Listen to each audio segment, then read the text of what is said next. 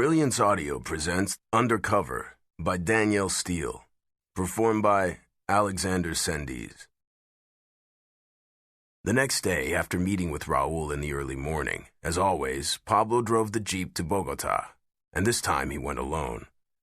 He met a man at a house in the Macarena district, who handed him a battered suitcase full of money, the fruits of their work a few days before.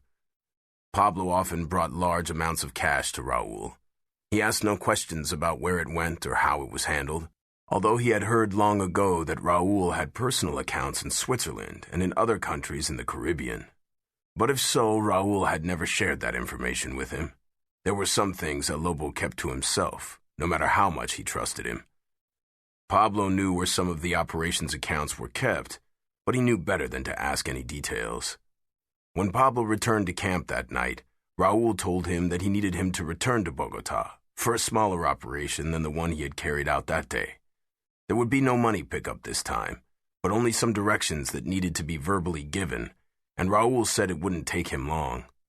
He wanted no record of the transaction, and they were laying the groundwork for the transfer to Miami, which usually went smoothly, with operatives they had dealt with for a long time.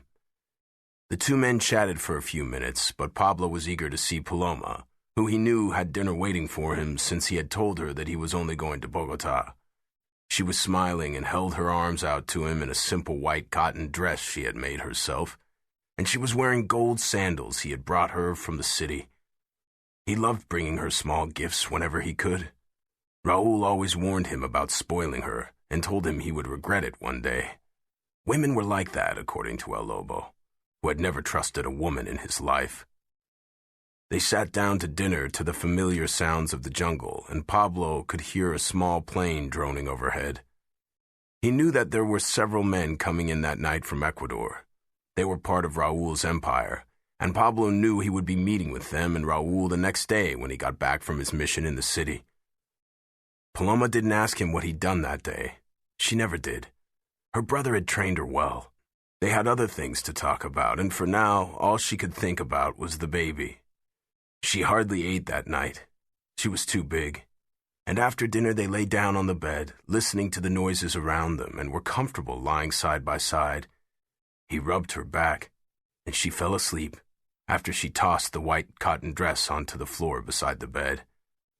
Her body was so spectacularly beautiful, even now with the enormous bump that made him smile each time he saw it. And her breasts were large and full, bigger than they'd been before, and she had long, graceful legs, which hadn't changed. In another world, she would have been considered a remarkably beautiful girl. But here she lived concealed and isolated in her brother's jungle camp, in a place that paid no attention to her except as an occasional object of envy or admiration. As Raul's sister, she was unattainable, except to Pablo. And only he really appreciated how beautiful she was, and what a kind, gentle girl. Here, no one cared. She was still asleep when he left the camp early the next morning, when he went back to Bogota to carry out the mission he'd been assigned.